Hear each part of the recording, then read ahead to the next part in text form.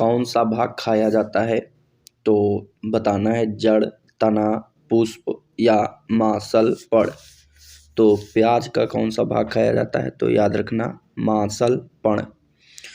फिर अगला प्रश्न है, प्याज में खाद्य पदार्थ किस रूप में संचयित रहता है? तो प्याज में खाद्य पदार्थ किस रूप में संचयित रहता है? तो सेलुलोस। किस रूप में? सेलुलोस।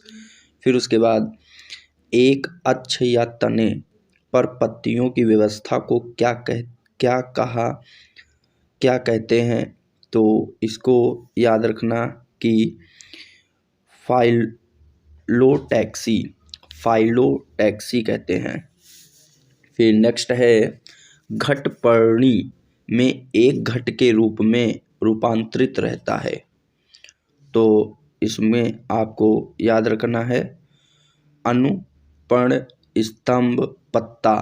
तो क्या होगा? पत्ता। फिर उसके बाद पादप ऊपर चढ़ते हैं किसके द्वारा?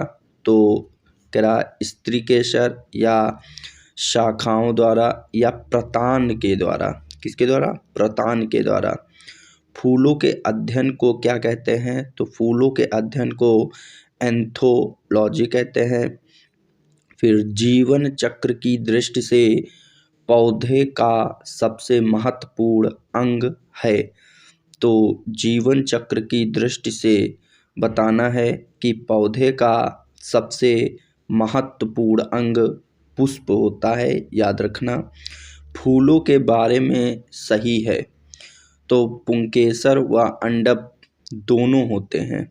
तो ये इस बार आपका जो प्रश्न है ये एएलपी टेक्नीशियन में पूछा गया था।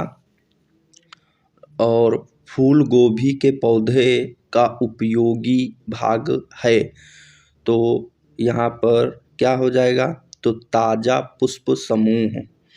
फिर उसके बाद सबसे छोटे फूलों का पौधा है, वेरी इंपॉर्टेंट है, वोल्फिया। क्या है? वोल्फिया।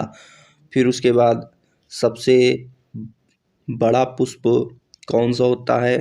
तो सबसे बड़ा पुष्प रेफ्लेसिया होता है। क्या होता है? रेफ्लेसिया।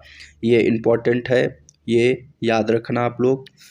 तो वीडियो को देखें और आप देखें कि 11 प्रश्न में आपके कितने प्रश्न आते थे।